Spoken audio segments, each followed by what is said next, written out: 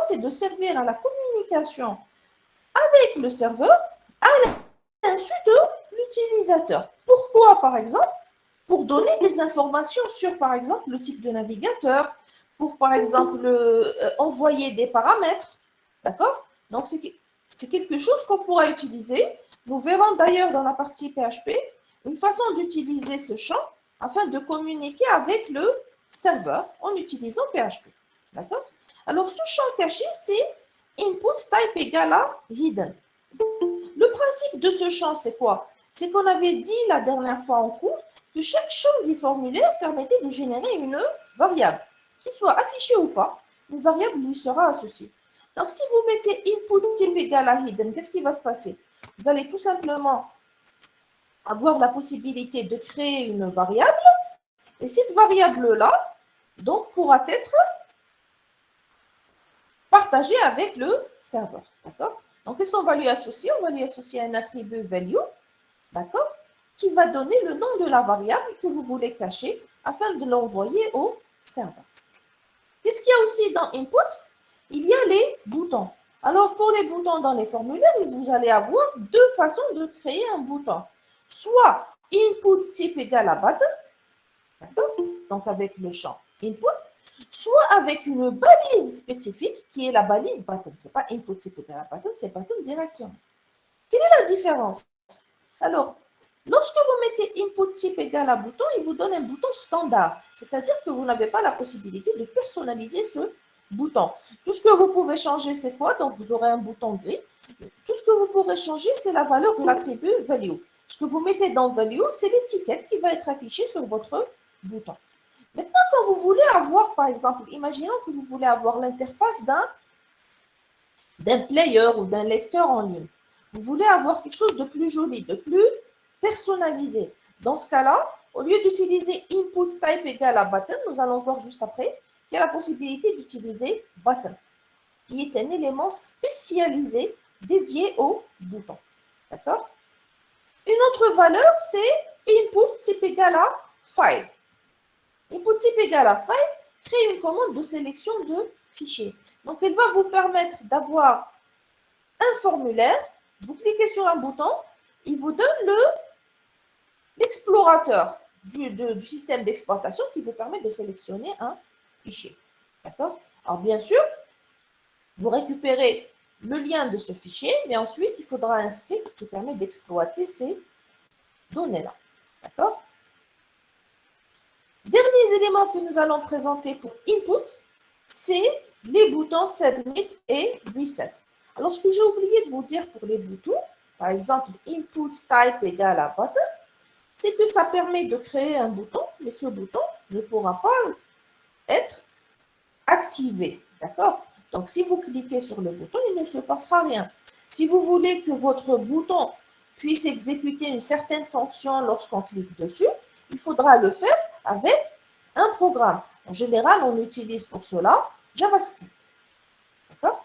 Donc, tant que vous n'avez pas associé un script à votre bouton restera inactif. On peut cliquer et rien ne se passe. Nous avons par contre deux boutons personnalisés, c'est-à-dire c'est des boutons prédéfinis dans le langage HTML. Quels sont ces boutons? C'est les boutons input type égale à reset et input type égale à submit. Ce sont des boutons, mais pas comme les autres. Qu'est-ce qu'ils ont de spécial? Ces boutons sont prédéfinis. Ils vont être fonctionnels sans qu'aucun code n'ait à être écrit ou donné par l'utilisateur. D'accord? Donc, que fait le bouton Submit? Le bouton Submit permet la soumission de données. En gros, qu'est-ce qui va se passer? Dès que vous cliquez sur le bouton Submit, une variable sera générée pour chacun des champs du formulaire. Si l'utilisateur a rempli une valeur dans ce champ, cette valeur-là, d'accord, va être, donc cette valeur va être mise dans la variable correspondante. Donc, par exemple, j'ai un champ input type égale à texte, name égale à non. Puisque j'ai dit name égale à non, quel est le nom de la variable? C'est non. Qu'est-ce qu'elle va contenir? Ce que j'ai saisi dans ce champ. C'est valable pas uniquement pour les champs texte, pour tous les champs du formulaire, Et donc, j'aurai pour chaque champ une variable. Comment retrouver cette variable? Grâce à la valeur de l'attribut name. Voilà pourquoi l'attribut name doit impérativement figurer dans les formulaires.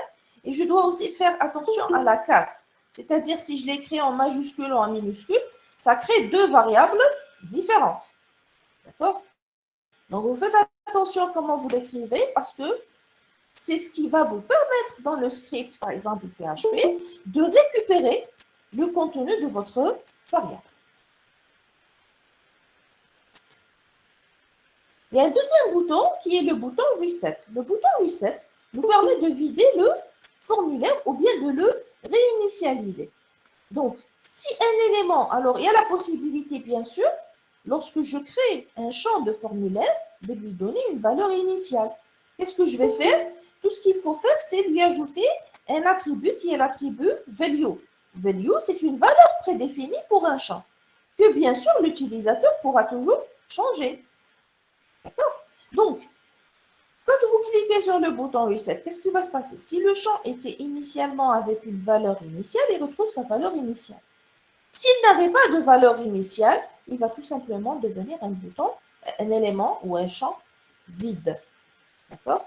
Donc, Submit permet de soumettre le formulaire, Reset permet de le réinitialiser sans qu'un code n'ait à être écrit par l'utilisateur, enfin par le développeur. Alors, une remarque, on l'avait dit en début du cours, mais je préfère répéter quand même. Il faut toujours utiliser label pour associer une étiquette aux éléments qui n'en ont pas. Quels sont ces éléments?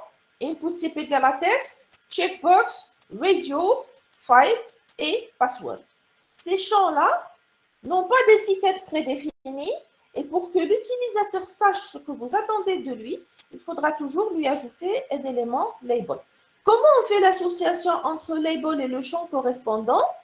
C'est avec l'attribut for. D'accord? La valeur de l'attribut for, donc vous mettez label for. Et pour l'élément en question, tout ce que vous aurez à faire, c'est de lui donner un ID correspondant à l'étiquette que vous voulez. Alors là, on a fait un petit peu le tour des valeurs possibles pour la balise input. Donc, on a dit la majorité des champs de formulaire sont basés sur input. Mais il n'y a pas que ça. D'accord? Nous allons voir qu'il y a d'autres balises. Donc, ce que je vais présenter maintenant, ce sont d'autres balises. D'accord? Qui vous permettront bien sûr de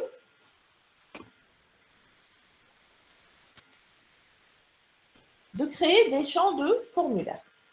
Alors, parmi les éléments les plus connus dans un formulaire, c'est les listes déroulantes. D'accord? Donc, pour une liste, vous allez avoir la balise select. D'accord? Donc, la balise select permet de donner une liste à sélection simple ou multiple. Qu'est-ce que ça veut dire? Ça veut dire que je peux sélectionner un élément comme je peux en sélectionner plusieurs. Dans une liste, il y a plusieurs options. Les options de la liste sont dans une balise option. D'accord? Donc, j'ai une balise select. S'il y a à l'intérieur 3 options possibles, vous allez avoir à l'intérieur 3 balises option.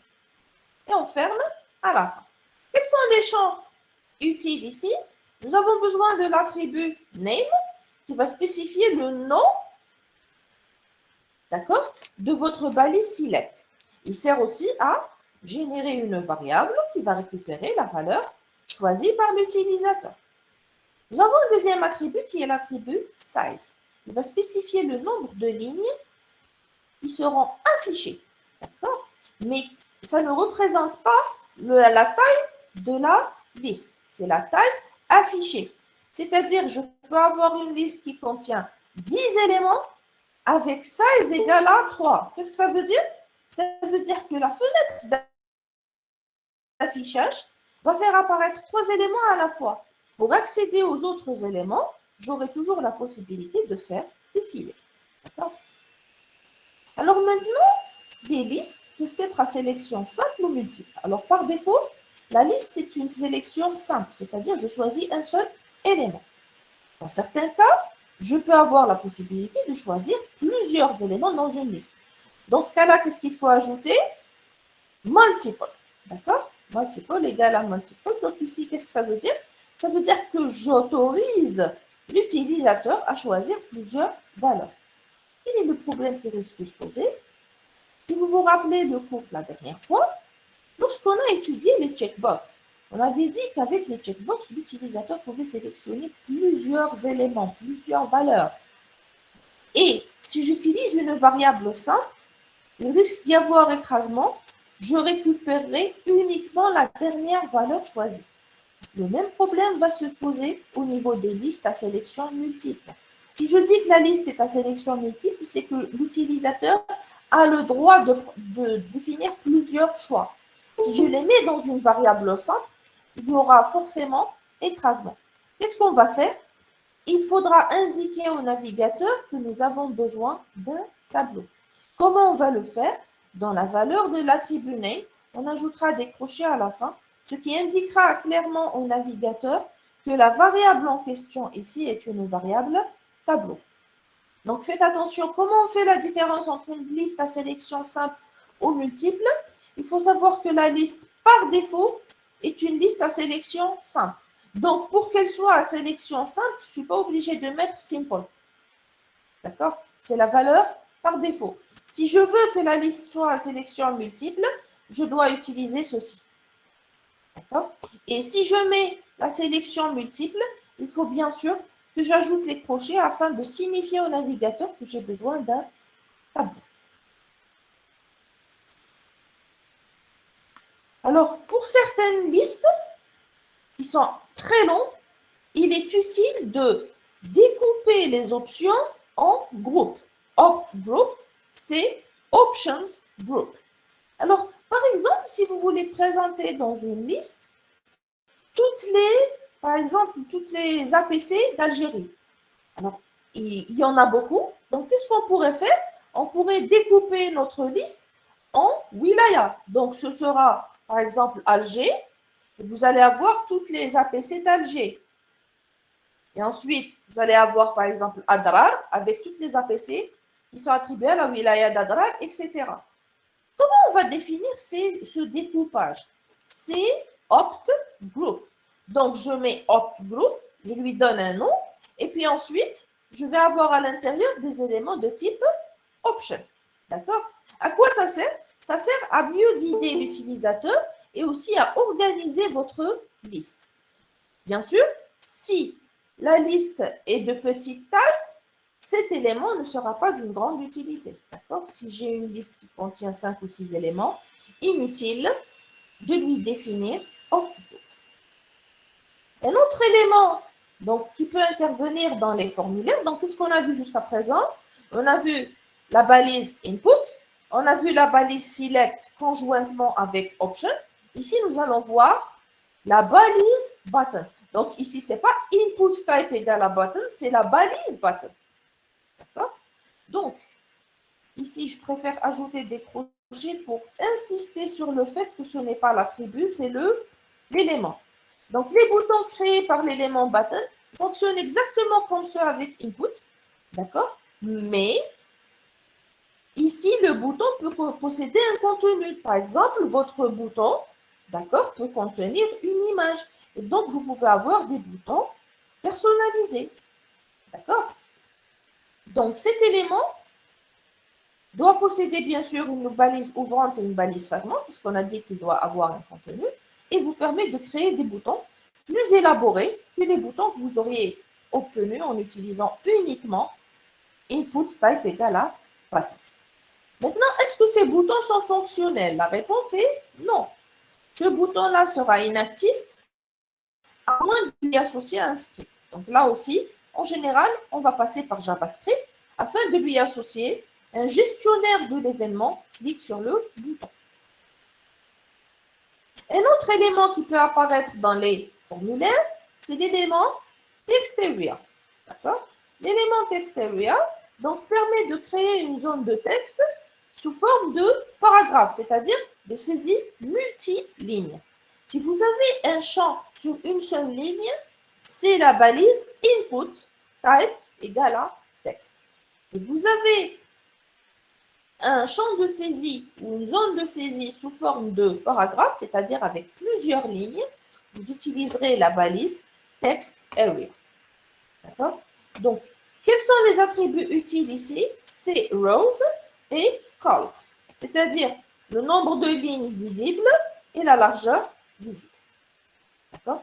Donc, ça vous donne un petit peu un rectangle. En général, c'est l'élément qui est utilisé pour définir les commentaires de l'utilisateur, d'accord, sur votre formulaire. On passe à un autre élément que je trouve très intéressant, c'est l'élément data list. Alors, data list permet d'avoir un petit peu ce qu'on a dans les systèmes, dans les langages de programmation. Donc, on appelle les combo box. Vous avez une liste avec possibilité de saisie d'un choix. Donc, l'élément data list mettra à votre disposition une liste de choix et vous pouvez choisir ce que vous voulez. Si aucun choix ne convient dans la liste, vous avez la possibilité d'ajouter ou de saisir un nouveau choix. En réalité, data list, c'est en quelque sorte la combinaison d'un champ input type égal à texte, c'est-à-dire un champ de saisie, avec une liste déroulante. D'accord? Alors, regardons un petit peu comment se fait cet élément. Prenons un exemple. Donc, j'ai par exemple une liste de pays. D'accord? Dans la liste, il y a peu de choix, mais l'utilisateur a toujours la possibilité d'ajouter des éléments à la liste. D'accord? Donc, comment on va faire?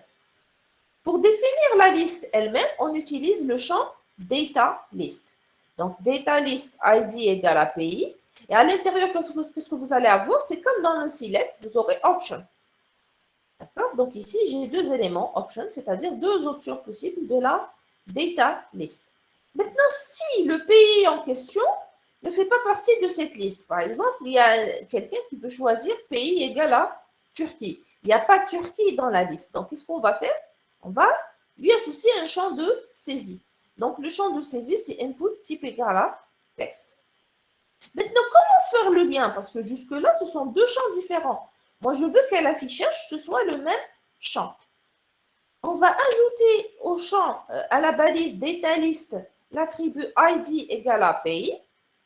Et à la balise input type égal à texte, nous allons ajouter liste égale pays.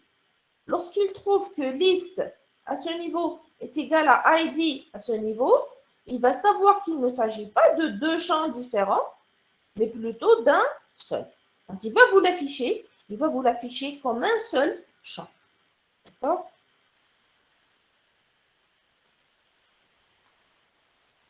Donc, il y a aussi un autre élément qui est l'élément output.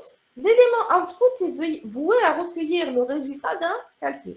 Alors, nous avons les champs qu'on vient de présenter, ce sont des champs en entrée, c'est-à-dire des champs qui permettent de saisir une information. Maintenant, dans certains cas, nous avons des champs qui doivent être utilisés pour afficher ou bien pour générer un résultat. Prenons un exemple. Si j'ai une calculatrice, d'accord? Vous allez avoir opérande 1, opérande 2 et opération. Ça, ce sont des champs que l'utilisateur va choisir. Donc, c'est des champs input. Maintenant, la sortie, le résultat du calcul. Est-ce que c'est un champ input? Non, ce n'est pas une saisie de l'utilisateur. C'est une sortie. Donc, pour ce champ-là, nous aurons besoin du champ output. Alors, naturellement, le champ output n'est pas destiné à recueillir la saisie de l'utilisateur. On écrit dans le champ output en général par script, c'est-à-dire je fais un calcul à partir des données saisies par l'utilisateur, je génère un résultat et j'affiche ce résultat par programmation dans le champ output. Donc, ce n'est pas un champ de saisie, c'est un champ de sortie. Alors, nous avons aussi certains attributs qui sont utiles dans le traitement des formulaires. Alors, on avait parlé au départ, on avait dit certains champs ne disposent pas d'une étiquette permettant de les décrire. Une première solution a été proposée, c'est de leur associer la balise label, c'est-à-dire on va leur associer une étiquette permettant de guider l'utilisateur. Pour plus de sécurité ou bien pour plus de clarté, nous allons écrire dans le champ ce qui est attendu de l'utilisateur. D'accord? Donc, par exemple, ici, on peut lui mettre placeholder, saisir votre nom. L'utilisateur saura qu'on attend qu'il saisisse son nom. Alors, ce qui est bien avec placeholder, parce qu'avant, il y a des gens qui utilisaient l'attribut value. Value, c'est la même chose. Il va afficher un texte dans votre champ. D'accord? Quelle est la différence? Si vous mettez dans value, c'est une valeur initiale au champ. Donc, si je mets value égale à saisir votre nom et que l'utilisateur ne saisit pas son nom, cette valeur va être sauvegardée. Et ça, c'est faux. Alors que si vous utilisez placeholder, quel est l'avantage? L'avantage, c'est que cette valeur ne sera pas récupérée. C'est une valeur qui ne sert qu'à l'affichage. Dès que l'utilisateur commence à faire sa saisie, le texte de placeholder va disparaître automatiquement et ne sera pas enregistré. Donc, pas de risque d'erreur. Un autre attribut, donc, qui peut être assez grave dans certaines situations, pardon, pas celui-ci. Autofocus, c'est pour vous aider à faire la saisie, d'accord? Donc, autofocus, c'est pour dire quel est le champ qui va recevoir la saisie suivante. Sans mettre le curseur dessus, vous mettez autofocus sur le premier champ du formulaire afin de faciliter la saisie à l'utilisateur. Alors, bien sûr, ça n'a de sens que si vous mettez cet attribut pour un seul élément. Donc, en général, c'est le premier du formulaire. Alors, un autre attribut, c'est l'attribut required. Cet attribut permet au navigateur d'empêcher la validation d'un formulaire si les données requises n'ont pas été remplies. D'accord? Donc, si vous avez un champ obligatoire, on va lui ajouter l'attribut required afin que le champ soit nécessairement saisi. Par contre, il ne faut pas trop compter là-dessus, c'est-à-dire je mets le champ required, mais je ne peux pas, c'est-à-dire m'en contenter. Dans le langage de script, je serai obligé, bien sûr, de refaire encore le travail. D'accord? Pourquoi? Parce que tout ce qui est du côté de l'utilisateur n'est pas fiable à 100%. D'accord? Donc ici, on va ajouter, juste pour la compatibilité avec la spécification, required égale à required. C'est un attribut à valeur unique, c'est-à-dire que même si je ne mets pas, ça va fonctionner. Par contre, pourquoi j'ai ajouté cette valeur? Parce que la spécification nous dit chaque attribut doit avoir une valeur, même si l'attribut est à valeur unique. D'accord?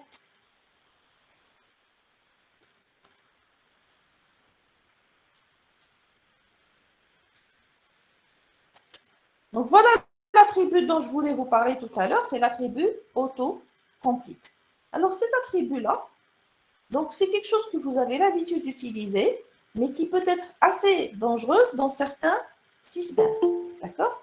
Donc l'attribut autocomplete vous permet de sauvegarder, d'accord, des informations afin de vous faciliter le remplissage des formulaires par la suite. Par exemple, on vous dit, voulez-vous sauvegarder, par exemple, votre login et votre mot de passe?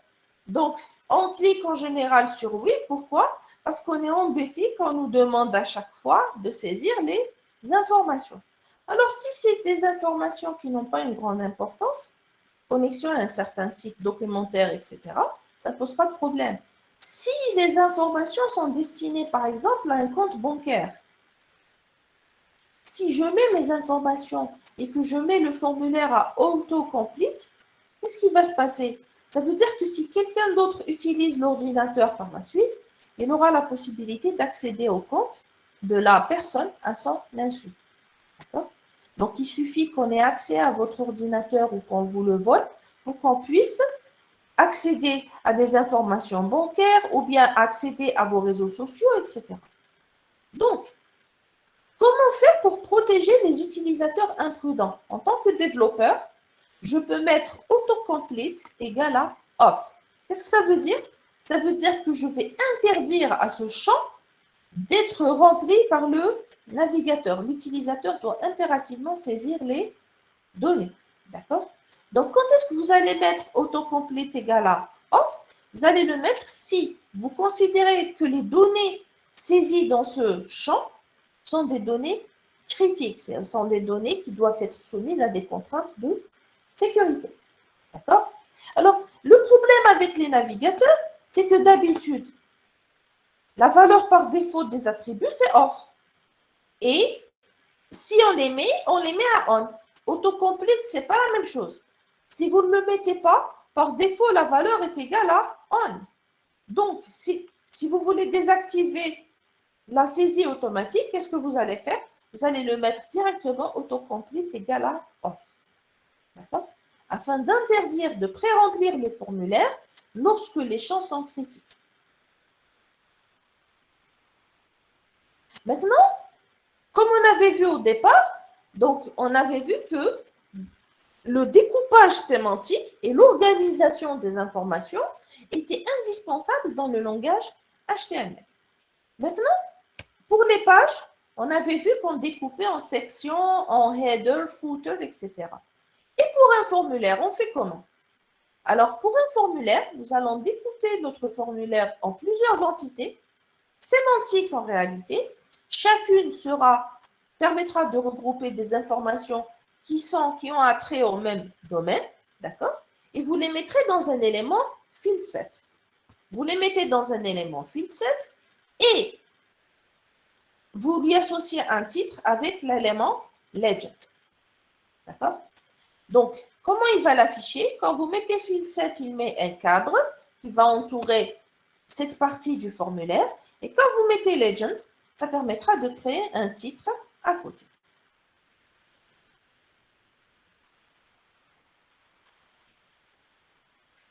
Alors, je vais insister sur l'importance de l'attribut name dans les formulaires. Donc, il faut absolument donner une valeur à cet attribut-là. Et il faut que je fasse attention à la manière de saisir aussi la valeur de cet attribut. Pourquoi? Parce que c'est cet attribut justement qui va permettre de générer par la suite une variable qui va récupérer les données. Donc, souvent, les erreurs des étudiants dans leur script PHP sont dues à des écritures erronées de la valeur de l'attribut name dans le formulaire. Donc, soyez prudents, sinon ça risque de poser des erreurs par la suite. Une autre remarque concerne les champs obligatoires. Alors, dans chacun de vos formulaires, il y aura forcément des champs qui sont indispensables au traitement de ce dernier. On dit que ce sont des champs obligatoires. Mais il ne faut pas trop en abuser. Pourquoi? Pour deux raisons. Alors, premièrement, parce que l'utilisateur va se lasser de votre formulaire, donc il est embêté chaque fois de saisir obligatoirement certaines valeurs.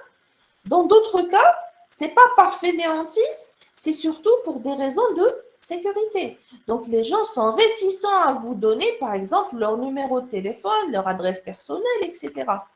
Ce sont des informations personnelles qu'on hésite à mettre sur un formulaire. Donc, deux conseils. Ne mettez comme champ obligatoire que ce qui est vraiment indispensable. Deuxième conseil, rassurez l'utilisateur et expliquez-lui à quoi servent les informations que vous lui demandez. Par exemple, si je lui demande le numéro de téléphone, je vais écrire une remarque en bas pour lui dire ce numéro de téléphone nous servira si on n'arrive pas à vous joindre par email, par exemple. Et il faut toujours s'engager et tenir bien sûr cet engagement que nous n'allons pas revendre ces informations à des tiers. Parce que c'est ça qui inquiète les utilisateurs. Ils ont peur que vous utilisiez leurs informations afin de les transmettre, par exemple, à des sociétés commerciales, etc., qui pourront les utiliser pour du spam. D'accord? Donc, ne mettez pas beaucoup de champs obligatoires et expliquez aux utilisateurs à quoi ça sert. Donc, avant de passer à la suite, on va voir un exemple d'un champ des différents champs de formulaire dont on parlait tout à l'heure.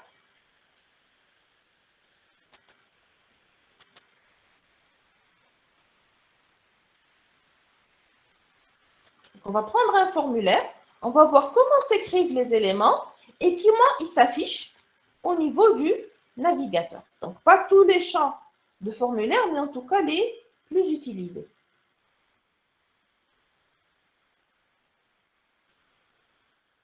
Donc, j'ai défini un formulaire tout simple, d'accord? Donc, pour le formulaire, on a dit c'est la balise form. Avec deux attributs, j'ai choisi méthode égale à get, donc où seront envoyées les données elles seront envoyées via l'URL. Action ici, je n'ai rien mis parce que je n'ai pas de script. Si j'avais un script qui devait traiter les données, j'aurais mis son URL à ce niveau. Ensuite, j'ai découpé mon formulaire sémantiquement. À l'aide de quoi? À l'aide de balises field_set. Field_set va permettre de définir un groupe et legend à lui donner un titre. Donc ici, j'ai information personnelle. Qu'est-ce que ça veut dire? Ça veut dire que ce cadre est réservé à la collecte d'informations d'ordre personnel sur le client ou l'utilisateur. Donc ici, qu'est-ce que j'ai choisi? J'ai choisi un champ texte. Le champ texte, qu'est-ce qu'il lui faut? Il lui faut toujours un élément label. Donc ici, qu'est-ce que j'ai mis? Label for égale à non, d'accord? Et ici, name égale à non. Alors avec le name ou avec l'ID, ça lui permet de faire la correspondance entre l'étiquette et le champ input. Pareil pour le prénom ici. Alors maintenant, pour davantage faciliter le travail de l'utilisateur, qu'est-ce que j'ai fait? J'ai mis placeholder. Avec ici, par exemple, saisir votre nom. Comment il va être affiché? C'est un texte explicatif qui sera affiché à l'utilisateur, mais dès que l'utilisateur cliquera, le champ va être naturellement vidé. On va voir ça ensemble. Alors, voici les deux champs, nom et prénom. Alors, ce que vous voyez ici affiché, c'est quoi? C'est le contenu du champ label. Et input type égal à texte, ça vous donne ce rectangle. Le texte que vous voyez à l'intérieur, c'est le texte de placeholder. Regardez, dès que je mets le curseur et que je commence la saisie, placeholder disparaît et me donne la possibilité de saisir tranquillement mon formulaire. D'accord? On continue avec les autres champs. Nous avons ensuite des boutons radio. D'accord? Je veux que ce soit des boutons radio en exclusion mutuelle. Qu'est-ce qu'il faut que je fasse? Il faut que je leur donne la même valeur de l'attribut name. Quand je leur donne la même valeur de name, ils seront dans un même groupe. Si je veux qu'un élément soit présélectionné, je lui mets checked égale à checked. D'accord? À quoi ressemblent les boutons d'option? Ils ressemblent à ceci. Ce sont des ronds et je sélectionne un seul. D'accord? Vous voyez, dès que je sélectionne un élément, l'autre est naturellement désélectionné. Alors, quoi d'autre? Nous avons ici les dates. Donc, c'est input type égale à date. D'accord? J'ai la possibilité de lui donner une valeur min et une valeur max. Faites attention juste à une chose. HTML fonctionne avec le code ou bien la notation anglaise ou la notation américaine. D'accord? Donc, pour eux, l'année est en premier, alors que nous, en général, on commence toujours jour, mois, année. Pour eux, c'est l'inverse. Donc, vous allez donner les informations selon la notation anglaise. Qu'est-ce qu'il va vous donner? Il va vous donner une valeur minimale, une valeur maximale et un petit calendrier permettant de sélectionner donc l'élément que vous voulez. Voilà pour le champ date. Regardez déjà le formatage. Ça, c'est un formatage obtenu par défaut. Jour, mois, année. Donc, je peux saisir ici directement. Et vous avez cette icône pour le calendrier. Si je clique dessus, il me donne les dates. Il commence où?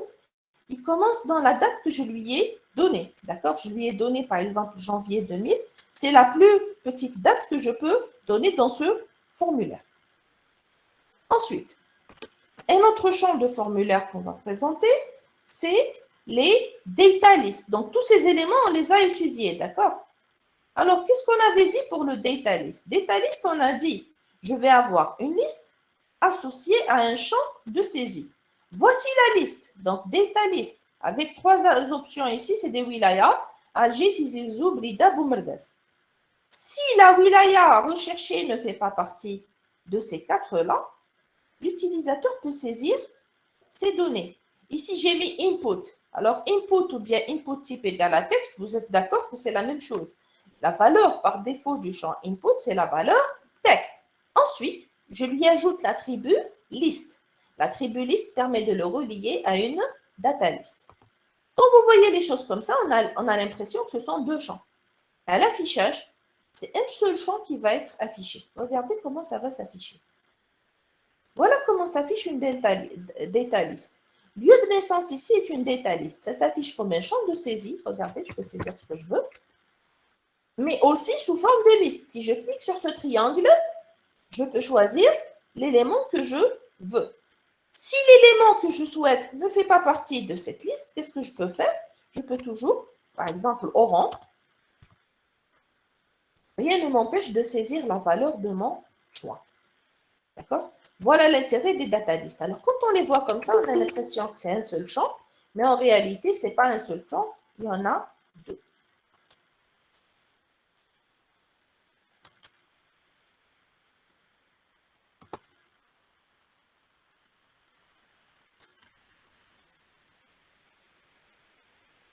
On revient à notre formulaire. Alors, le type number, qu'est-ce qu'il permet de faire? Il permet d'avoir un champ numérique, c'est-à-dire que je n'ai pas le droit dans ce champ de saisir des caractères alphabétiques. Il va me les refuser à la saisie et il peut aussi me donner une plage de valeurs autorisées, par exemple ici entre 0 et 14. À l'affichage, il ressemble à un champ texte, à la seule différence qu'ici, il ne va pas lui permettre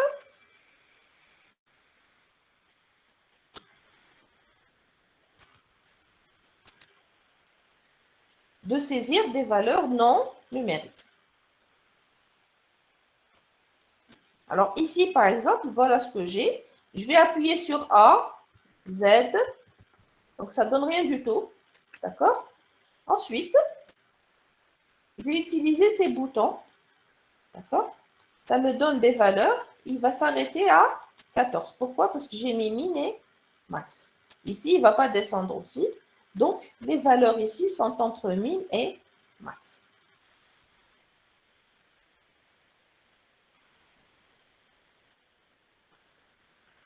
Alors, un autre champ. Donc, ici, par exemple, j'ai les champs de coordonnées. Pardon, j'ai le champ text area, d'accord, qui va recevoir l'adresse. Donc, ici, à quoi ça correspond? Le champ text area, à quoi il ressemble?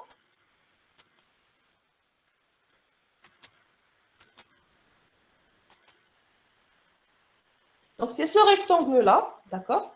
Donc, vous allez mettre ici les informations que vous voulez. Ça, c'est quoi? C'est un champ de numéro de téléphone. Donc, ici, il va faire la vérification donc, des champs téléphone. Et ici, par exemple, c'est l'adresse email, d'accord?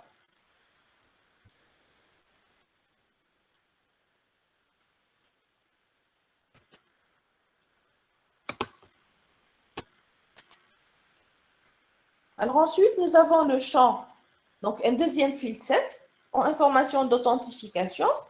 Ici, on va voir le champ password. Le champ password, c'est la même chose que input type égale à texte. A une seule différence quand même, c'est quoi? C'est que password ne va pas être visible à la saisie. D'accord? Donc ici, par exemple, pour username, c'est un champ texte. Vous voyez la saisie.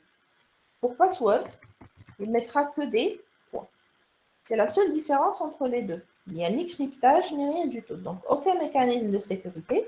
Mais il y a quand même une sécurité à la saisie. Si une personne est assise à côté de moi, elle ne pourra pas voir ce que je suis en train de saisir.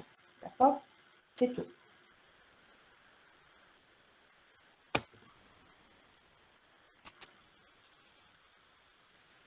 On va voir aussi les champs checkbox. Les champs checkbox, on a dit, c'est des cases à cocher qui permettent de sélectionner un ou plusieurs éléments. D'accord? Donc, les cases à cocher vont apparaître sous forme de rectangle. Pardon, de carré. Et vous sélectionnez autant d'éléments que vous souhaitez. Ici, par exemple, j'ai sélectionné les 4, ça ne pose aucun problème. Quels sont les éléments qui nous restent à présenter? Il nous reste les listes. Alors, les listes, il y a deux types. La liste à sélection simple, je ne mets rien du tout. Quand je mets rien du tout, qu'est-ce que ça veut dire? C'est la valeur par défaut, sélection simple. Dans ce cas-là, j'ai select et j'ai plusieurs éléments option. D'accord? Donc, ici, si je mets size égale à 1, qu'est-ce que ça veut dire? Un seul élément de la liste sera affiché à un moment donné. Mais je peux toujours faire défiler pour voir le reste. Donc, voilà l'affichage, voilà ce que ça va donner.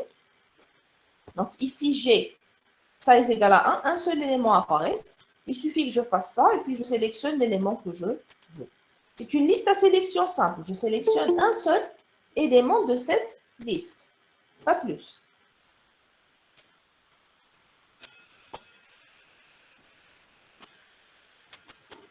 Maintenant, les listes à sélection multiples. Pour sélectionner une liste à sélection multiple, je dois ajouter l'attribut multiple égale multiple. J'ai toujours des options, mais cette fois-ci, puisque je dois récupérer plusieurs valeurs, j'ai besoin d'un tableau. Donc, je vais mettre name égale couleur, mais avec des crochets, pour spécifier qu'il s'agit bien d'un tableau. D'accord? Et là, je pourrais sélectionner plusieurs objets.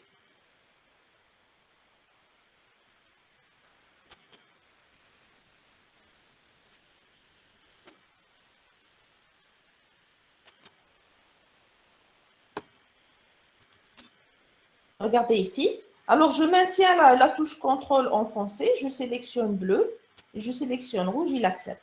Alors, bien sûr, si je clique pas sur si je sélectionne pas le bouton contrôle, il n'acceptera pas ceci. D'accord? Enfin, input type égale à color, ça vous permet d'accéder à la palette des couleurs système. Donc, regardez, je choisis une couleur. Pardon. Si je choisis une couleur ici, qu'est-ce qu'il va me donner?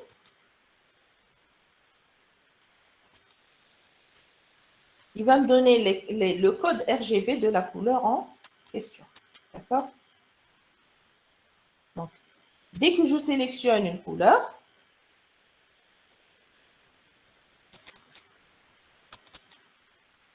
il sélectionne la couleur en question et en retour du formulaire, il me donnera le code RGB correspondant. Les derniers boutons ici, c'est quoi? Donc, le bouton rétablir, c'est un bouton de réinitialisation. Il va vider le formulaire. Regardez, la saisie ici a disparu. Et le bouton envoyer, c'est pour soumettre les données de notre formulaire. Alors, quand il remplit, donc quand vous remplissez, vous mettez Submit, regardez en haut. Voici l'URL qui va s'afficher. Vous avez l'URL qui est le chemin du fichier. Et puis ensuite, qu'est-ce que vous avez? Vous avez point d'interrogation, liste d'arguments. Non égale. Alors ici, il n'a rien mis parce que je n'ai pas mis de nom. Voilà, je vais revenir ici pour donner une valeur de nom.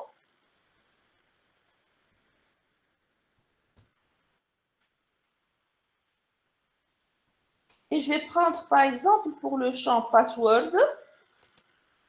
Donc ici, je mets secret. Vous ne voyez rien à l'affichage, mais par curiosité, voyons ce que ça va donner lorsque je vais le soumettre. Alors, on revient ici.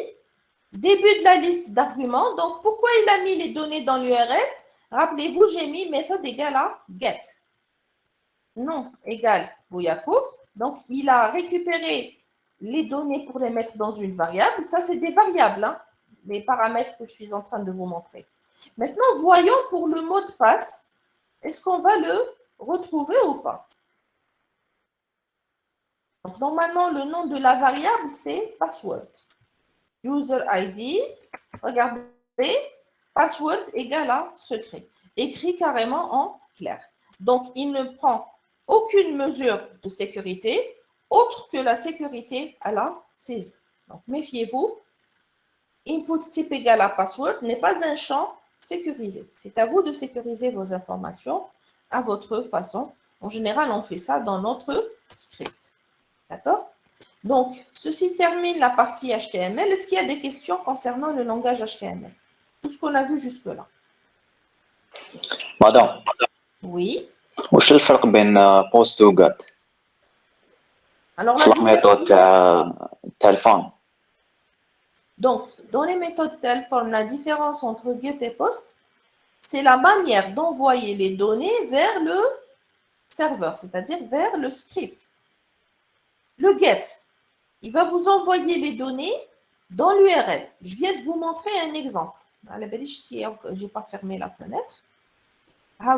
Ça, c'est la méthode get. Il les envoie dans l'URL sous forme d'argument. Donc, paramètre égale valeur. D'accord? Donc, ça, c'est des paramètres qui sont envoyés via l'URL. Quelle est la méthode employée ici? C'est méthode égale à get. Quels sont les avantages? C'est très facile. Quels sont les inconvénients? Premier inconvénient, c'est la taille. Parce que c'est une chaîne de caractères et l'URL a une taille limitée. Donc, je ne peux pas envoyer beaucoup de données de cette manière.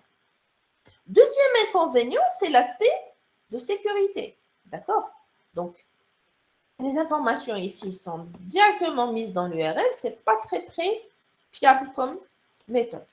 On l'utilisera quand les données ne sont pas très volumineuses et lorsque les informations envoyées ne sont pas vraiment critiques ou secrètes, etc. Une deuxième méthode, c'est la méthode POST. POST ne va pas faire apparaître les données ici. POST va les envoyer d'une manière, c'est-à-dire encapsulée dans la requête HTTP elle-même. Quand on a vu un aperçu de HTTP au début du cours, je vous ai dit, il y a l'entête de la requête, il y a le corps de la requête. Le corps de la requête, c'est comme le coffre d'une voiture. Vous mettez ce que vous voulez à l'intérieur et vous fermez. Donc, vous allez envoyer les données via la méthode POST à l'intérieur du corps de la requête. C'est beaucoup plus sécurisé, mais aussi, la taille ici n'est pas limitée. Donc, vous pouvez envoyer beaucoup plus de données avec POST qu'avec la méthode GET. D'accord?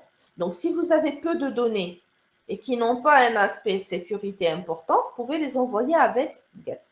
Pour les informations volumineuses ou bien les informations à caractère critique, utilisez plutôt POST. Voilà en gros la différence entre les deux. Est-ce que ça répond à votre question, monsieur? Oui, madame, merci.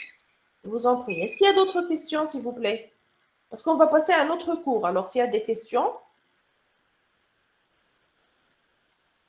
c'est bon? Donc là, on a vu le langage HTML. On avait dit que le langage HTML servait surtout à la structuration sémantique et à l'organisation des données. Maintenant, si je présente les choses à l'utilisateur de cette manière, prenons l'exemple de ce formulaire. Ce formulaire, esthétiquement parlant, n'est pas très, très attirant. Un formulaire en noir et blanc ne va pas attirer beaucoup de monde, même s'il est découpé sémantiquement, même s'il est organisé. Il nous manque quelque chose. Qu'est-ce qu'il nous manque? Il nous manque une touche artistique, il nous manque le design. Ça, c'est la spécialité de notre langage, qui est le langage CSS. Le but de CSS, c'est quoi? Le but est double. Le but qu'on connaît tous, c'est ajouter plus de convivialité et de gaieté à nos sites web. D'accord? Mais il y a un autre but. Le but, c'est aussi de rendre les données beaucoup plus claires. Des fois, en jouant sur le découpage, en jouant sur les affichages, on facilite à l'utilisateur la compréhension du document. D'accord? Donc, le positionnement des éléments, si vous mettez quelque chose tout à fait en haut et que vous l'encadrez, il saura que c'est un titre. Si vous mettez quelque chose tout à fait en bas, il saura que c'est un pied de page. D'accord? Si vous mettez des boutons, il saura qu'il s'agit d'un menu. Et donc, ça permet de guider l'utilisateur dans sa navigation visuellement. Et ça permet aussi de rendre vos documents beaucoup plus attractifs, beaucoup plus jolis. Donc, le but du cours d'aujourd'hui, c'est d'étudier les notions de base du langage CSS. D'accord? On ne va pas trop s'attarder sur CSS. Je vais juste vous donner l'essentiel pour vous permettre de faire le design, faire la mise en forme de vos documents créés avec le langage HTML. Donc, je reviens sur une notion qu'on avait déjà vue, cette notion de séparation entre structure et mise en forme. Pourquoi? Parce que c'est une notion qui nous permet ensuite d'adapter notre document à plusieurs types, par exemple, de périphériques en sortie. Maintenant, qu'est-ce que c'est qu'une feuille de style? Une feuille de style, c'est un document écrit dans un langage spécifique. Donc, ce n'est pas du HTML, d'accord? Et dont le but est d'écrire l'apparence des divers éléments d'une page web par le biais de couple propriété-valeur. Donc, dans une feuille de style, toutes les informations seront présentées de cette manière. Propriété égale, valeur égale. D'accord? Donc, par exemple, j'ai la couleur rouge, je mettrai color red. Propriété, valeur. Ce sont toujours des paires propriété, valeur. D'accord? C'est un langage différent. Cette fois, ce n'est pas un langage de balisage. Il a une syntaxe particulière que nous allons étudier. Maintenant, quelles sont les différentes façons qu'on a à notre disposition pour appliquer un style? Nous avons en réalité 3 façons d'introduire des styles dans nos documents. Si je veux appliquer un style à une seule balise, par exemple, j'ai une balise H2, une balise de titre, et je veux lui donner la couleur bleue, juste à cet élément-là. Qu'est-ce que je fais? Je peux aller directement à l'élément, lui associer l'attribut style, d'accord? Style égale, et ensuite je mets une paire, propriété, valeur. Donc ici, color blue. Ce style sera appliqué à cet élément uniquement et ne concerne pas le reste du document. C'est utile pour une définition de style ponctuelle, c'est-à-dire pour un seul élément. Cette méthode est autorisée, mais elle n'est pas à encourager. Pourquoi? Si je m'amuse à ajouter des informations de style dans toutes mes balises, quel est l'inconvénient? Je suis en train de mélanger les styles avec la mise en forme. C'est-à-dire qu'ensuite, si je veux faire une modification de ce document, ça maintenant sera long. Si je dois aussi passer d'un format d'affichage à un autre, je vais devoir retoucher manuellement le document, ce qui n'est pas du tout intéressant. Donc, ce n'est pas interdit, mais c'est à utiliser dans des cas vraiment extrêmes. D'accord? Donc, dans tout un document, peut-être que je trouverai une seule utilisation de l'attribut style. Peut-être pas du tout, parce que vous allez voir qu'on peut faire autre chose donc, pour avoir une utilisation ponctuelle d'un style. Si je veux un style appliqué à un seul élément, il y a mieux que ça. Il y a mieux que l'utilisation de style. Deuxième possibilité, donc, c'est l'utilisation d'une feuille de style interne. Là, c'est déjà mieux que l'utilisation de l'attribut style. Vous allez avoir une partie du document qui est une balise particulière qui est la balise style, qui va contenir ici des informations de style concernant ce document. D'accord? Comment vont s'écrire les informations de style? Elles vont s'écrire dans la syntaxe de CSS que nous allons voir juste après. Une fois que vous terminez vos commandes de style, vous fermez. On appelle ça une feuille de style interne. Donc, si je vous dis dans un document, donnez une feuille de style interne, qu'est-ce que vous allez faire? Vous allez ouvrir la balise style, écrire votre feuille de style et fermer avec /style au sein même de votre document. D'accord? Donc,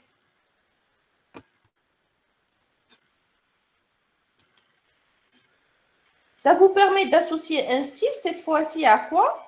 À tout un document. Maintenant, est-ce que ces styles peuvent être partagés entre plusieurs pages?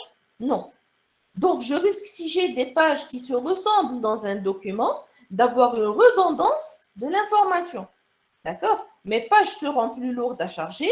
Et donc, si j'ai des informations de style qui sont communes à toutes les pages, nous avons une troisième méthode, c'est l'utilisation de la feuille de style externe. Qu'est-ce que ça veut dire?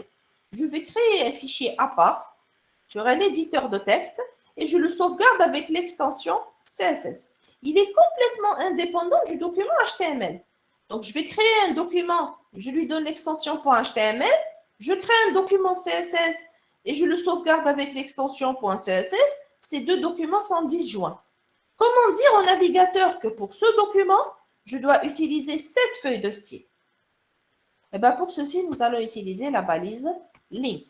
La balise link permettra de mettre en relation la feuille de style avec le document HTML correspondant.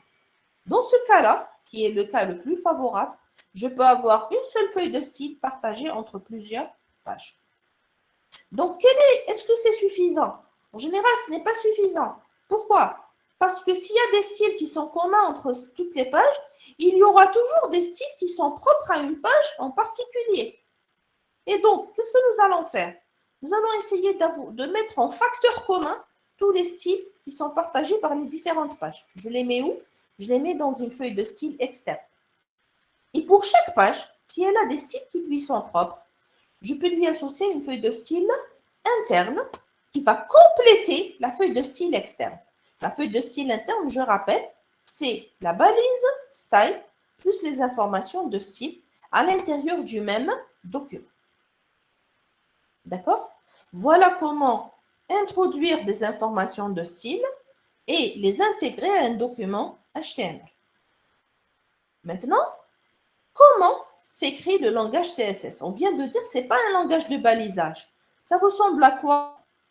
Voici la structure générale d'un document CSS. Une feuille de style est une suite de règles. Une règle a deux parties, le sélecteur et la déclaration. Le sélecteur veut dire quels sont les éléments concernés par le style. Quels sont les éléments auxquels je vais appliquer le style. C'est ça le sélecteur. La deuxième partie, qui est entre accolades, représente la déclaration. C'est une suite de paires propriétés-valeurs qui seront appliquées à quoi? Qui seront appliquées aux éléments définis dans le sélecteur. Par exemple, ça, c'est une règle CSS. Elle contient deux parties. Cette première partie, c'est quoi? À l'extérieur des accolades, ça s'appelle le sélecteur. Si je trouve ici H2, qu'est-ce que ça veut dire? Ça veut dire que ce sélecteur concerne tous les titres H2 de ce document. La deuxième partie, c'est la déclaration. Comment reconnaître la déclaration? Elle est toujours entre accolades. Donc, c'est ça la déclaration. La déclaration, c'est une suite de paires, propriété, deux points, valeur, point virgule. Ensuite, propriété, deux points, valeur, point virgule. D'accord? Donc ici, text line, c'est une propriété d'alignement de texte. La valeur, c'est center. Ici, color, c'est une propriété. Black, c'est la valeur associée à cette propriété-là. D'accord? Donc, une règle, c'est le sélecteur et la déclaration. Quand on va étudier dans la suite du cours, donc nous allons les étudier dans cet ordre-là. D'abord, quels sont les sélecteurs qu'on peut utiliser ou bien les sélecteurs les plus connus, parce qu'il y en a beaucoup et on ne pourra pas tout présenter ici. Donc, je vous donne juste l'essentiel. Ensuite, dans la deuxième partie, il y a la déclaration. Dans la déclaration, c'est des paires propriétés, valeurs. Donc, on va étudier les propriétés et pour chaque propriété, quelles sont les valeurs qu'elle va supporter, les valeurs acceptées. D'accord? Commençons par les sélecteurs. Donc, le sélecteur, c'est une façon de dire quels sont les éléments qui sont concernés par un style donné dans la feuille CSS. Commençons par le plus simple. Le plus simple, c'est quoi? Je sélectionne un seul type d'élément. Par exemple, je sélectionne les paragraphes, pas un seul paragraphe, tous les paragraphes du document. Ou bien je sélectionne tous les divs du document, ou bien je sélectionne tous les éléments H1 du document. Qu'est-ce que je fais? Tout ce que j'ai à faire, c'est de donner le nom de la balise. Voici un exemple. Si je veux sélectionner tous les paragraphes du document pour les mettre en jaune, je vais mettre P, qui est l'élément correspondant à un paragraphe en HTML, mais sans les balises d'ouverture et de fermeture. Donc, ce n'est pas les crochets, juste le nom. Ça, c'est le sélecteur. Et ensuite, je lui associe la déclaration que je veux. Pour le moment, je ne m'intéresse qu'à cette partie. Je m'intéresse qu'au sélecteur. D'accord? Maintenant, si plusieurs types d'éléments sont concernés par le même style, au lieu de répéter la même ligne à chaque fois, qu'est-ce que je vais faire? Je vais tout simplement associer ces éléments sur la même ligne et ajouter une virgule. Donc ici, par exemple, je vais avoir H1, virgule, div, virgule, P. Ce sélecteur-là est composé de trois éléments. Les titres H1, les divs et les paragraphes. Tous les H1, tous les divs et tous les paragraphes du document leur sera appliquée cette déclaration. D'accord? Donc ici, le but, c'est quoi? C'est d'avoir des styles les plus condensés et les plus compacts possibles. Pourquoi? Pour réduire la taille des documents, n'oubliez pas que dans un contexte web, la taille a une très grande importance vu qu'elle va influencer le temps de chargement de votre document. D'accord? Même lorsque vous disposez d'une très bonne bande passante, des fois, il se produit ce qu'on appelle des goulots d'étranglement, par exemple à des heures critiques, des heures de pointe, etc. Donc, Prenez toujours la précaution de réduire la taille de vos documents afin d'en faciliter le chargement. Maintenant, si je veux sélectionner tous les types d'éléments, est-ce que je vais m'amuser à mettre tous les types de balises apparaissant dans mon document? Ce serait trop long. Qu'est-ce que je vais faire? J'utilise le sélecteur universel qui est le sélecteur étoile. Donc, si je mets ici étoile, qu'est-ce que ça veut dire? Les styles qui vont suivre vont concerner tous les éléments qui vont apparaître dans ce document. Étoile est appelé le sélecteur universel. D'accord? Maintenant, il y a certains cas où on peut, par exemple, avoir tous les éléments d'un document, sauf un type particulier. Qu'est-ce qu'on peut faire? On peut utiliser le sélecteur universel plus le sélecteur de l'élément en question. Regardez cet exemple. Je veux que tous les éléments du document puissent avoir une couleur d'arrière-plan jaune, à l'exception des paragraphes qui auront l'arrière-plan gris. D'accord? Donc ici, qu'est-ce que je vais avoir? Je vais avoir étoile, c'est-à-dire le sélecteur universel qui est en train de me dire quoi? Tous les éléments auront un arrière-plan jaune. Sauf, donc ici, après, je mets P tout seul, background color gray. Cet élément va en quelque sorte écraser le style précédent en ce qui concerne les paragraphes. En résultat, tous les éléments seront en jaune, sauf les paragraphes. Donc voilà une autre utilisation du sélecteur universel. Soit vous l'utilisez pour tous les éléments, soit vous l'utilisez pour tous les éléments, sauf un élément particulier. D'accord? Maintenant, qu'est-ce qu'on a vu? On a vu la possibilité de sélectionner des éléments d'un type particulier, par exemple des titres, des paragraphes, etc. Nous avons vu la possibilité de sélectionner tous les éléments d'un document. Maintenant, si je veux sélectionner un groupe d'éléments particuliers, par exemple, pas tous les paragraphes, certains paragraphes, pas tous les titres, certains titres, qu'est-ce que je peux utiliser? Je peux utiliser un autre élément qui est la classe. Une classe permet d'appliquer un style à un groupe d'éléments définis. Comment définir les éléments qui appartiennent à cette classe? En utilisant un attribut HTML qui est l'attribut classe. Par exemple, je veux créer un groupe d'éléments dans une classe qui s'appelle rouge. Pour chaque élément que je veux inclure dans ce groupe, je vais dans le code HTML, je lui associe classe égale à rouge. D'accord? Donc, ce travail-là, il ne se fait pas en CSS, il se fait en HTML. Maintenant, une fois que c'est fait, tous ces éléments appartiennent à la classe égale rouge. Quand j'arrive à CSS, comment lui dire sélectionner les éléments de cette classe? Voilà la syntaxe utilisée. Je mets un point suivi du nom de la classe.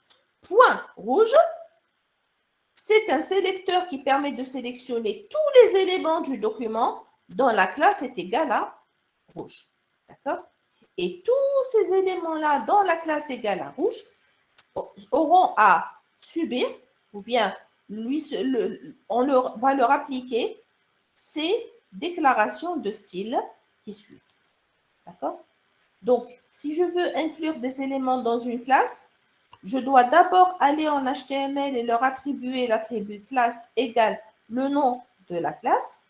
Je vais ensuite en CSS, je prends le nom de la classe, je le fais précéder par un point et ça me permet d'obtenir un sélecteur qui concerne uniquement cette classe. D'accord? Les classes en CSS sont très utilisées. Elles sont utiles dans le document et on peut les utiliser de plusieurs manières. Donc, je peux définir la classe toute seule. Je peux définir des fois une classe avec plusieurs sous-classes. Alors déjà, il faut savoir une chose. Les éléments d'une classe ne sont pas forcément du même type. C'est-à-dire, je peux avoir une classe égale à rouge qui contient à l'intérieur des titres, des paragraphes et des éléments div. Ça ne pose aucun problème dans la mesure où chacun de ces éléments aura l'attribut classe égale à rouge à l'intérieur. Ils peuvent tous appartenir à la même classe. Maintenant, imaginons que j'ai dans cette classe-là, donc des divs et des paragraphes. Je veux maintenant spécifier que seuls les divs de cette classe auront un style particulier. Qu'est-ce que je vais avoir? Je donne le nom de l'élément et je lui associe ensuite point, le nom de la classe. Div.jaune, c'est un sélecteur. Il concerne quoi? Tous les éléments div de la classe jaune. En d'autres termes, tous les éléments où il y a div, classe égale à jaune. Pour tous ces éléments, color égale à yellow. D'accord? Donc, une autre utilisation des classes, il est possible d'abord de définir une classe abstraite et ensuite l'affiner. Comment? Comme on vient de le voir tout à l'heure. D'accord? Par exemple, ici, je vais avoir une propriété de couleur qui est commune à tous les éléments de la classe. Par exemple, ici, point rouge, color red. Ça, c'est la propriété générale. Maintenant, je vais avoir une propriété particulière uniquement pour la sous-classe qui contient des divs de la classe rouge. Pour les divs de la classe rouge, je peux leur spécifier un autre style. Ici, par exemple, background color blue. Donc, les divs de cette classe, ils auront quoi? Ils vont hériter de la classe rouge, donc ils auront la couleur rouge. Et ils vont aussi bénéficier de background color blue à cause de cet élément. D'accord? Donc, voilà comment on peut utiliser aussi les classes. Maintenant, est-ce que je peux associer plusieurs classes à un même élément? La réponse est oui. D'accord? Donc, il suffit de mettre le nom de la première classe, espace, le nom de la deuxième classe. Et l'élément appartiendra à classe 1 et classe 2. Par conséquent, il va avoir les styles de la classe 1 et avoir aussi les styles de la classe 2. Donc, je vous ai dit, les classes sont très, très utiles en CSS lorsqu'il s'agit de définir un groupe d'éléments dont le type est différent ou bien un sous-groupe d'éléments d'un type particulier. Par exemple, si j'ai besoin de tous les paragraphes, le sélecteur, c'est P. Si je veux sélectionner certains paragraphes et pas d'autres, le sélecteur, ce sera un sélecteur de classe. Je vais aller vers les paragraphes sélectionnés, leur associer un attribut classe et ensuite créer un sélecteur sur cette base. Maintenant, si je veux cibler un seul élément, c'est-à-dire j'ai un style à appliquer à un élément en particulier, comment je vais faire? Là, je vais utiliser le sélecteur d'identifiant. D'accord? Tout à l'heure, au début du cours, je vous avais dit l'attribut style permet de sélectionner donc un style pour un seul élément. L'attribut ID permet de faire la même chose et d'une meilleure manière. Pourquoi? Parce qu'il ne vous oblige pas à toucher au code HTML. Vous le faites directement c'est-à-dire que vous pouvez mettre vos styles directement en CSS. Alors, le principe, c'est quoi? Je vais associer à cet élément dans le code HTML un attribut ID unique, permettant de l'identifier. D'accord? Ensuite, le sélecteur sera obtenu en mettant le caractère spécial dièse suivi de l'identifiant que vous avez défini. Donc, si ID égale à bleu, le sélecteur, c'est dièse bleu. ID égale à X, le sélecteur, c'est dièse X. D'accord? Voilà comment on crée des sélecteurs d'un seul élément en utilisant l'attribut ID. D'accord? Donc, au lieu d'utiliser l'attribut style, utilisez plutôt le sélecteur d'identifiant qui vous permet de la même manière d'accéder à un seul élément. Il y a un autre type de sélecteurs qui peuvent être utiles, c'est la sélection par pseudo-classe. La sélection par pseudo-classe permet de sélectionner des éléments dans certains cas de figure. C'est-à-dire, par exemple, j'ai un élément, je veux lui associer un style lorsqu'il est survolé, d'accord, par la souris. Donc, lors du passage de la souris sur l'élément, je veux lui changer de style, lui changer de couleur, l'agrandir, le réduire, etc. Qu'est-ce que je vais utiliser? Est-ce que je peux définir une classe pour ça? Ce n'est pas possible. Parce qu'un élément, quand il appartient à une classe, il appartient à cette classe pour de bon, indépendamment des événements. Moi, je veux quelque chose qui soit sensible au passage de la souris. Voilà pourquoi je vais utiliser une pseudo-classe spéciale qui est la pseudo-classe hover. D'accord? Donc, hover, donc elle va vous permettre d'associer un style à l'élément dès qu'il est survolé par le curseur de la souris. D'accord? De la même manière, nous avons des pseudo-classes qui sont applicables aux liens. Alors, les liens ont deux états. Il y a le lien qui n'a pas encore été visité. En général, on vous le présente sur le navigateur avec la couleur bleue soulignée. Il y a le lien qui a déjà été visité, qui change de couleur et qui devient un peu rose, etc., un peu rose, entre le rose et le violet. D'accord? Donc, pour vous signifier que ce lien a déjà été visité. Si vous voulez faire la même chose sur votre site, qu'est-ce que vous allez mettre? La pseudo-classe .link permet d'attribuer un style à un lien qui pointe vers un document qu'on n'a pas encore vu. Si le lien a déjà été visité, c'est la pseudo-classe visited. Donc, vous pouvez leur changer de couleur à votre guise afin de personnaliser votre site ou bien votre page. D'accord? Nous avons aussi les pseudo-classes dynamiques. Donc, on avait vu over tout à l'heure pour attribuer un style à un élément lorsqu'il est survolé par le pointeur de la souris. Focus pour attribuer un style à l'élément qui a le focus, souvent utilisé dans les formulaires. Des fois, quand vous êtes sur un formulaire, dès que vous sélectionnez un élément, on attire votre attention visuellement. Soit on change sa couleur, soit on l'agrandit, soit par exemple, on lui change la bordure, de telle façon à attirer visuellement votre attention et vous dire, voilà, vous êtes en train de saisir dans ce champ. Une autre pseudo-classe dynamique, active, pour attribuer un style à un élément qui est actif. D'accord? Donc, l'utilisateur clique sur son contenu. Ça, c'était pour les pseudo-classes dynamiques. Pourquoi on dit dynamique? Parce que ces classes-là, un élément peut rentrer dans la classe et ressortir de la classe en fonction des événements. Si j'ai, par exemple, un élément qui a le focus, il est dans la pseudo-classe focus. Dès qu'il perd le focus, il sort de la classe. C'est la même chose pour over. D'accord? Maintenant, les sélecteurs d'attributs. Comment sélectionner un élément en fonction de la présence d'un attribut? Par exemple, je vais dire tous les éléments qui ont un attribut title. Qu'est-ce que je vais faire? Je vais mettre l'attribut qui m'intéresse entre crochets, d'accord, pour signifier que j'utilise les éléments de ceux qui contiennent cet attribut. Ici, par exemple, j'ai étoile qui est le sélecteur universel et derrière lui, juste après, un sélecteur d'attributs. Comment je vais lire ce sélecteur? Tous les éléments qui ont un attribut title.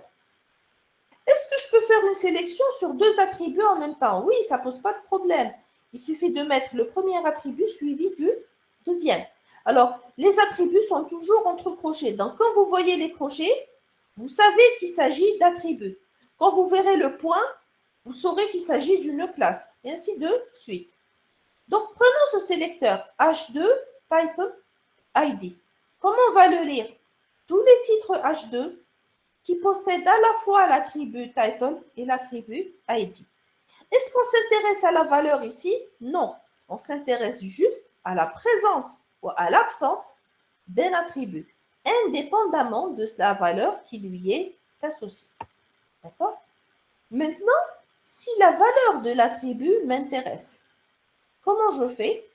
C'est toujours décroché, mais je vais ajouter la valeur de l'attribut en question. Par exemple, si je suis avec la balise input, vous avez bien vu que la balise input, en fonction de l'attribut type, permettait de générer des éléments très différents les uns des autres. Donc, je vais mettre input type égale à texte avec un style, input type égale à radio avec un style, input type égale à button avec un autre style. On dit que c'est un sélecteur en fonction de la valeur de l'attribut. Là aussi, je peux combiner plusieurs en mettant des conditions qui se suivent. Donc ici, je choisis l'élément avec l'attribut 1 avec la valeur 1 et l'attribut 2 égale à la valeur 2. Voilà en gros les sélecteurs qu'il faut connaître. Donc, le sélecteur de classe, le sélecteur d'attributs, le sélecteur d'identifiant, la possibilité de sélectionner tous les éléments d'un type donné, par exemple tous les paragraphes, tous les divs, etc. Le sélecteur universel étoile, les pseudo-classes et la sélection par attribut ou par valeur d'attribut.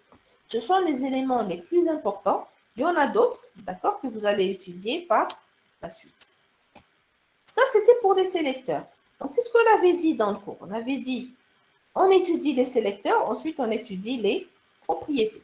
Les propriétés, c'est quoi?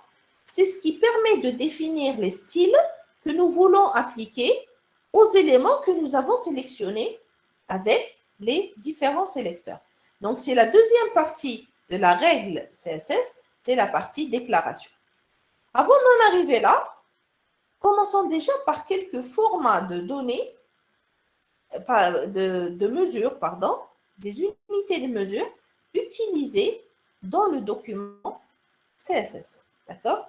Donc, PX, c'est le symbole pour définir les pixels. C'est la plus petite entité affichable à l'écran. D'accord? Donc, c'est une caractéristique de l'écran de l'utilisateur. Pourcentage, donc c'est un pourcentage par rapport à l'élément parent ou par rapport à la taille d'affichage de l'élément de votre fenêtre. EM, c'est ce qu'on appelle le quadratin. Donc, il est relatif à la taille de la police. Dans ce cas-là, EM, c'est la taille du caractère M dans une police donnée. C'est-à-dire, si la police est de grande taille, EM sera grand. Si la police est de petite taille, EM sera petit. Donc, c'est relatif à la taille de la police en question. Nous avons aussi le VW ou bien le view qui est égal à 1% la largeur de la fenêtre. À quoi sert cette unité? Elle est donnée en fonction d'un pourcentage par rapport à la taille de votre fenêtre. Elle vous permet de créer des documents qui seront adaptables quelle que soit la taille de la fenêtre d'affichage. C'est-à-dire que la fenêtre d'affichage soit petite ou grande. Si vous travaillez avec les éléments view, vous allez travailler en quelque sorte en pourcentage par rapport à la fenêtre totale. Et donc, vous aurez un document qui va être rétréci si la taille de l'écran est réduite et qui va être agrandi si la taille de l'écran est plus large. Afin de définir des styles qui sont d'une certaine importance et donc qui auront la priorité absolue par rapport au reste, on va leur ajouter le mot-clé important. Donc, si vous voulez avoir un style et que vous avez peur que ce style soit écrasé par la suite, ajoutez-lui le mot-clé important. Nous allons voir quelques propriétés. Commençons par le positionnement. Alors, le positionnement concerne la manière dont notre document va être affiché à l'écran. D'accord? Alors, il y a des éléments HTML qui s'affichent naturellement les uns en dessous des autres. Par exemple, si vous mettez deux paragraphes, vous allez avoir le premier paragraphe, retour à la ligne, deuxième paragraphe, sans que vous ayez à mettre BR. Les paragraphes reviennent à la ligne automatiquement. Les divs reviennent à la ligne automatiquement. Les lignes de la liste, LI, reviennent à la ligne automatiquement. Vous n'avez pas besoin d'un BR ou de rien d'autre. C'est des éléments qui ont un alignement ou un positionnement vertical. On dit que c'est des éléments de type bloc. Ils se mettent les uns en dessous des autres sans avoir besoin d'intervention. Et un autre type d'éléments, c'est des éléments qu'on dit inline. Ces éléments-là ont la particularité de se mettre tous sur la même ligne, à moins que la fin de la ligne soit atteinte, ou bien que l'élément BR soit rencontré. Par exemple, si vous mettez des champs de formulaire input et que vous oubliez de mettre BR, qu'est-ce qui va se passer?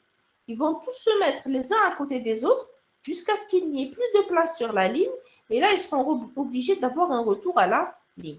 Donc, ce sont des éléments qui se mettront sur la même ligne. On dit que ces éléments sont de type inline. Quels sont les éléments HTML qui sont en bloc? Quels sont les éléments HTML qui sont en ligne? Vous avez un tableau qui vous donne certains exemples. D'accord? Les éléments qu'on connaît, les éléments de découpage sémantique des pages HTML. Article, par exemple, footer, section. D'accord? Donc, tous ces éléments-là, header, tous ces éléments-là sont des éléments en bloc. Donc, par défaut, ces éléments se mettront les uns en dessous des autres. Qu'est-ce qu'on a aussi? Les titres de H1 jusqu'à H6. D'accord? Et maintenant, pour les éléments en ligne, qu'est-ce qu'on va trouver? On va trouver les différents éléments de formulaire. Par exemple, je vais trouver le input, je vais trouver le select, je vais trouver le texte area. Ce sont des éléments en ligne. Qu'est-ce que je vais trouver aussi? L'élément A, l'élément label. D'accord? Donc, tous ces éléments-là, donc par exemple, l'élément span aussi, sont tous des éléments en ligne. C'est-à-dire qu'ils se mettent les uns à côté des autres, sauf lorsque la fin de ligne est atteinte ou bien lorsqu'ils rencontrent un élément BR. Maintenant, est-ce que c'est la seule différence entre les éléments en bloc et en ligne? Non.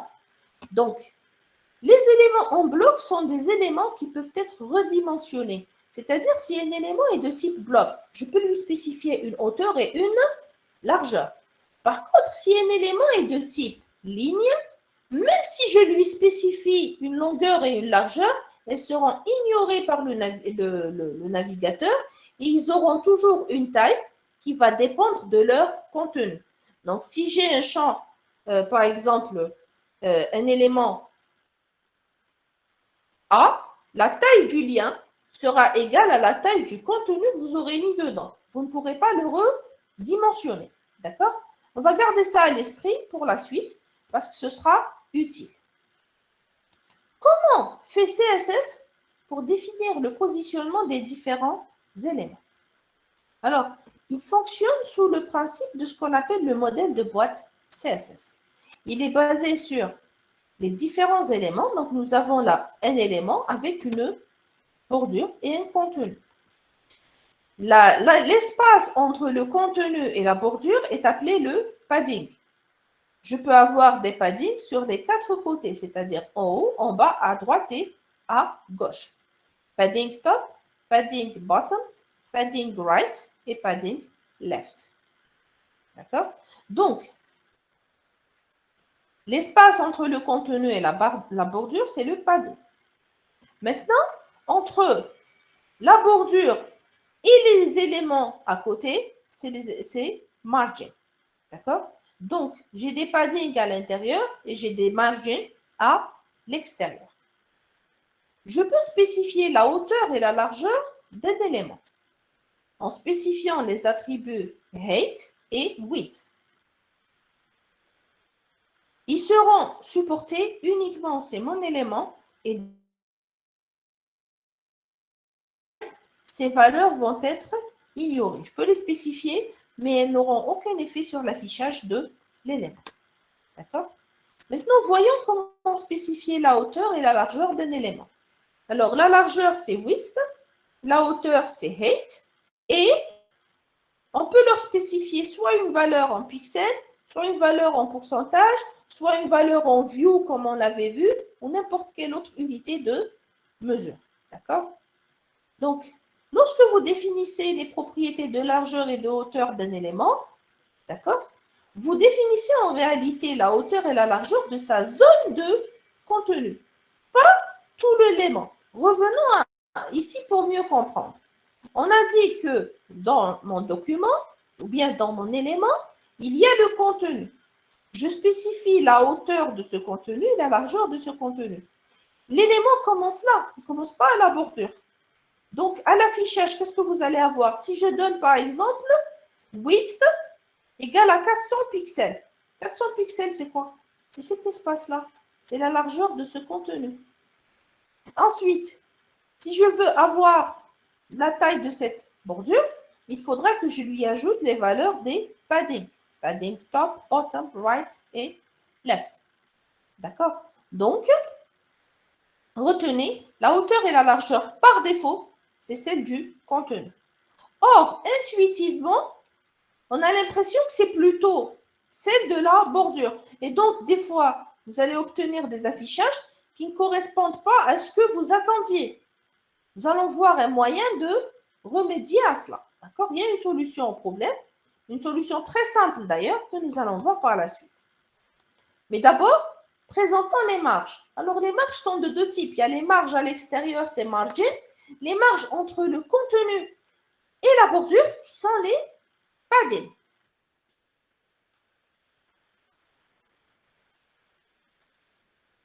Donc, pour les marges, je peux définir margin, d'accord? Donc, en haut, en bas, à gauche et à droite. Et pour l'espace entre le contenu et la bordure, c'est-à-dire des marges intérieures, si vous voulez, c'est l'élément padding, d'accord? Je peux définir aussi les bordures, d'accord?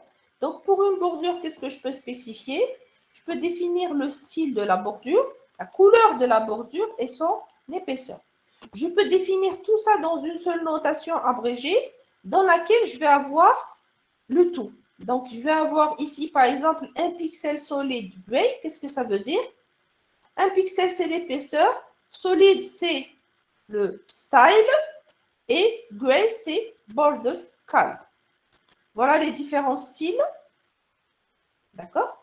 Maintenant, on avait dit la largeur et la hauteur sont la largeur et la hauteur du contenu. Ce qui ne correspond pas en général à ce qu'on attend à l'affichage. Pour régler le problème, voilà ce que je vous propose. L'utilisation de l'attribut box sizing. Box sizing, il nous dit quelle est la taille de la box sur laquelle vous travaillez. Est-ce que vous travaillez sur le contenu ou est-ce que vous travaillez sur la bordure? La valeur par défaut, c'est content box. Donc celle-ci, on n'a pas à la spécifier. La largeur et la hauteur concernent le contenu. C'est ce que je viens de vous présenter. Deuxième approche, c'est la border box. Dans ce cas-là, la taille de la boîte est égale à la taille de la bordure. C'est beaucoup plus pratique et ça facilite le traitement, le positionnement et la mise en forme du document. On va revenir ici à notre modèle de boîte. Ça, c'est Content Box. La largeur et la hauteur concernent le contenu. Si je prends le même document et je mets Box Sizing, Border Box, je mets la hauteur et la largeur. Cette fois-ci, ça va différer. La hauteur sera la hauteur de la bordure, la largeur sera la largeur de la bordure. Donc, vous n'avez même pas à calculer les paddings à l'intérieur pour calculer la largeur totale de votre page. Il vous restera que les marges à l'extérieur. Donc, si vous voulez que la largeur et la hauteur concernent le contenu, ne faites rien. C'est le comportement par défaut. Si vous voulez que la hauteur et la largeur concernent directement la bordure, c'est-à-dire tout l'élément, y compris les marges intérieures, mettez Box Sizing Border Box. Personnellement, ce que je vous recommande, c'est d'utiliser Box Sizing Border Box parce que ça facilite énormément le calcul pour faire de la mise en forme par la suite. D'accord? Donc, utilisez toujours Box Sizing Border Box pour avoir un design ou une mise en forme beaucoup plus simple, beaucoup plus facile. D'accord? Donc, je vais m'arrêter là pour le cours. Est-ce qu'il y a des questions, s'il vous plaît, pour le cours CSS?